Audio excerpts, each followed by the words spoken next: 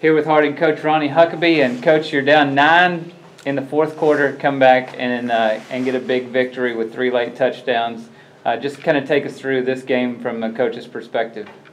Well, from a coach's perspective, it was a very ugly game for most of it. We tried every way that we could possibly to give them the football game. We had a punt block for a touchdown. We had a snap over the punter's head for a safety. We fumbled 2 punts, and then we had some fumbles on offense. Fortunately for us, we came out after the halftime offensively and made some adjustments, and I think primarily those adjustments were mental in the way we were approaching the football game. We kind of got out of the funk that we started last week.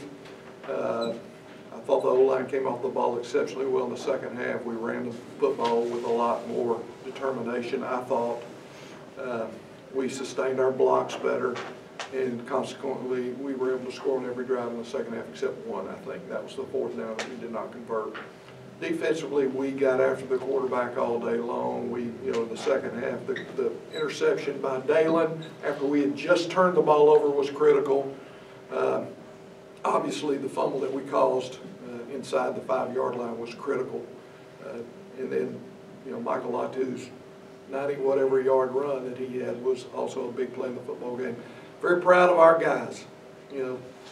This is a team full of young men that I love, and they love each other, and they were, determined in the fourth quarter that we were going to get that football game, and I think that was the story of the game, basically. You got 15 seniors that you wanted to send out on a positive note. Was that part of the halftime discussion? We didn't really talk about that at halftime. I think it was more adjustment-wise and just talking about the mental approach that we need to take in the second half. I think that was the biggest thing that we did at halftime. All right, thanks, Coach. And next week, look forward to in the last regular season game, a great battle against Arkansas Tech. Is that what you foresee? You bet you. And I know our guys will be ready to play, and I'm sure they will be too. And not sure what happened with their game with Southwestern today, but I know they were in a battle today, big time. So, yeah, it ought to be a great November afternoon. Great, thanks, Coach.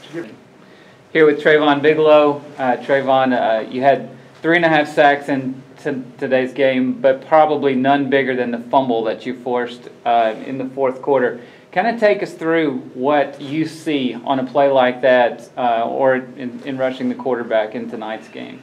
Yeah, on that play, coach usually on down a distance where they're more likely to pass, coach will usually call spies. So I really trust my guys that are spying the quarterback.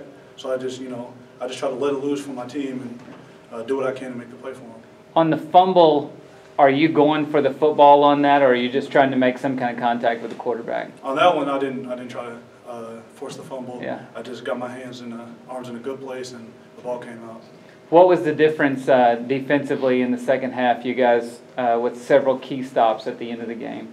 Well, really, one thing with the defense is we look at each other. We kind of see that we're down, and we look at our brothers, and we care about each other, and we know the aim is to win in every game. So everybody just steps up their performance for their brother. All right, congratulations on the win. Thank you. Here with Cole Lockwood, senior offensive lineman for the Bisons, and talk about the difference today from the first half to the second half, and especially on the offensive side of the ball. Oh man, I'll tell you what, this team, it feels like we've been in situations all year where we've had to come back and prove ourselves, fight from behind. And we knew what we had to do. Everybody on the team knew what we had to do. And what's crazy is we didn't really change anything up. We just kept doing what we knew what we had to do, and it ended up working. And you got guys like Latu running the football, makes us look really good. Yeah, talk about those guys in the second half. It just looked like the blocks were sustained longer, but the backs running with more determination as well. Yeah, no doubt. That sense of urgency. Hold on to the football.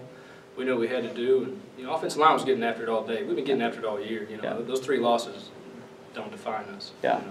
We got a lot of young kids that's getting experience. A lot of positive stuff going forward. So a senior, one of 15 that were honored before the game. Just talk briefly about your Harding experience. And we joke around. I'm a super senior. I've been here a long time. I came in here in 2010 when Harding wasn't that much of a respected program. And to see it turn around and to see these young kids come in here and want to play, people respect us in the conference now.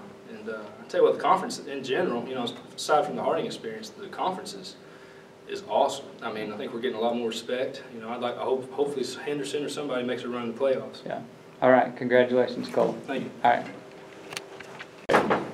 Here with Michael Latu. Michael, 3 touchdowns in the last 6 minutes and 20 seconds of the game. If you can take us through kind of each one of those and the run that did not quite turn into a touchdown. I can't really take any credit for it. I mean, coach's second and at halftime he came in and said in order for us to get rolling, the B-backs are which is me, Tennyson, and Dwayne Carter. We got to pick it up and let Larry Hill. Right. So I try to do what I can and run behind the line. All credit goes to them and to the coaches for trusting us. 92-yard run, tied for the longest of by a Bison. Roma Westbrook had that last year. So what do you see on a play like that? What I was expecting, I mean, I'm just trying to get the first down. I'm trying to keep the ball moving, protect the ball, and so keep the clock rolling so we can get this game over with. And, yeah. Again, the O-line just did a great job opening it up. We had 10 other guys who are doing their job. It opens up the play for me. Did you see who your lead blocker was on that play as you were racing down the sidelines? I think Park Parrish got down there to kind of help you out a little bit. Yeah. I didn't see. After the first tackle, I seen Zach. Zach was on the block, and he held that pretty good. Yeah. That's how I got out. Well, congratulations on the big game and the win. Thank you very much. All right.